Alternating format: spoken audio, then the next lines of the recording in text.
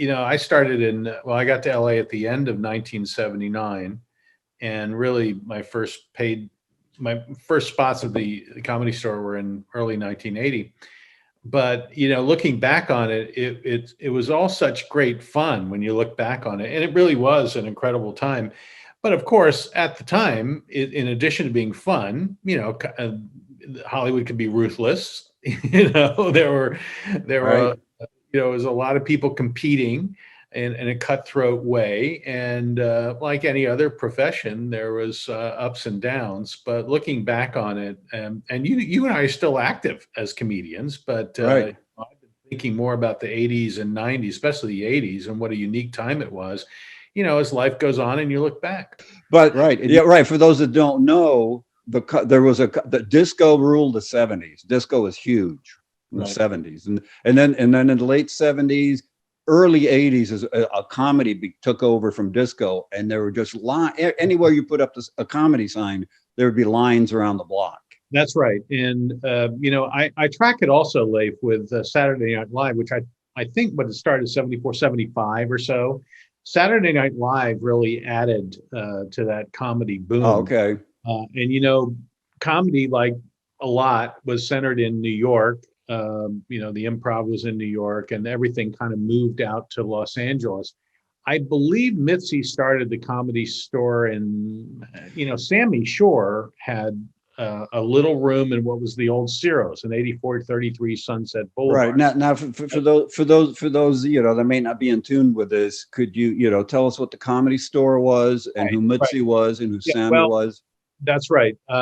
LA originally, when we're talking about the 70s, mid 70s on up into the 80s, was defined basically by the Comedy Store, which is 8433 Sunset Boulevard, and the Improv, which is on Melrose. Bud and Silver, his wife, Friedman, had the Improv in New York. I believe they divorced, and Bud came to LA and started the Improv, which was the challenge to the Comedy Store. Those were the two big locations, other than the Ice House in Pasadena, which had been kind of a theater comedy place for many people and acts beyond comedy. Smothers Brothers used to play there, but a lot of musical acts played at the Ice House. You remember the House in Right.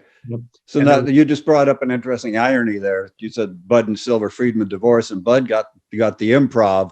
And then just jump ahead a little bit. Sammy and Mitzi Shore divorced, and Mitzi, the wife, got the Comedy Store.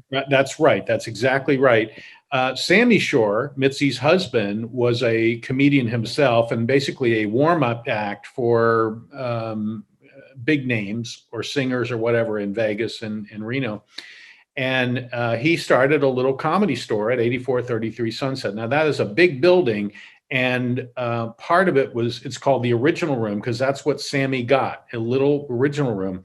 In the divorce with Mitzi, and I think that's mid 70s, Mitzi got the Comedy Store, and Sammy didn't get anything, but the Comedy Store was a gold mine, because as you said earlier, comedy just took off in the late 70s. And Mitzi bought the rest of the building out. So we had the Original Room, which is I think 180 people fit in there. The main room sat 250 people. And then there was a little room upstairs called the Belly Room, which sat about 60 or 70 people. And I remember when I hit the Comedy Store in 1980, one of the first people to do a one-woman show in the Belly Room was Whoopi Goldberg, because people were coming out from New York to perform at the Comedy Store. So Sammy continued to do comedy, and he had a little, occasionally over the years, he would have little venues in LA, but Mitzi got the gold mine. Right. And you said in the 80s, lines around the block. All you had to do was open the door. When I first started the Comedy Store, every night it was Robin Williams, Richard Pryor, occasionally Rodney Dangerfield, Steve Martin. My first paid spot in the Original Room of the Comedy Store in April of 1980. I was waiting to go on. Steve Martin comes in and goes on. Mitzi put him right on and did 25 minutes. And then I struggled to get a laugh following him, because even my sister and her boyfriend went to get Steve Martin's autograph. They weren't and Mitzi, in her famous nasal line, said, "Carl, it'll make you stronger." But that's what you saw in the early 80s in Hollywood. These you know, all of us were new. A lot of people were established, but you were thrown in with the big names of the day, and it was amazing.